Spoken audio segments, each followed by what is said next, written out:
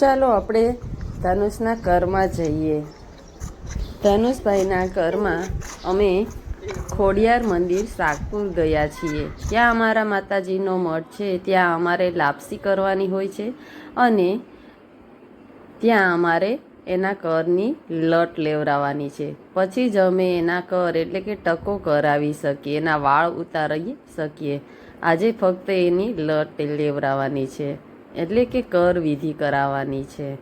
ખોડિયાર માના મંદિરે અમે લાપસી કરવા આવી ગયા છીએ. ધનુષભાઈ તો તૈયાર થઈ ગયા છે અને પછી ફોટો પણ પડાવી રહ્યા છે. અમે ફેમિલી ફોટો પડાવ્યો છે અને એના પપ્પા સાથે, એના મમ્મી સાથે, બધા સાથે એને ફોટોગ્રાફી પણ કરાવી છે. ધનુષ એના મમ્મી સાથે વધારે એટેચ છે. હવે બધા સગા સંબંધીઓ અમે સાગપુર ખોડિયાર મંદિર અમે એનો ડુંગર ચડીએ છીએ. ડુંગર ઉપર માતાજીનું મંદિર છે. એના મામાએ એને તેડ્યો છે. આ વિધિમાં મામા આવે પછી એ જે કપડાં લાવે એ પહેરાવી અને એને લઈ જવાનું હોય છે. તો અમે બધા માતાજીના દર્શન કરવા અને ધનુષના કર કરવા માટે ડુંગર ચડવા લાગ્યા છીએ.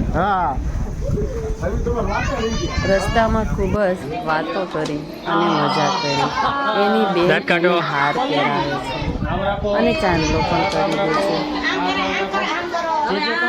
હવે ધનુષભાઈ બધાને પગે લાગે છે. કર કરવા માટે અમે મંદિરમાં આવી પહોંચ્યા છીએ અને હવે અમારી કર વિધિ જે બ્રાહ્મણ ત્યાં છે એ કરે છે.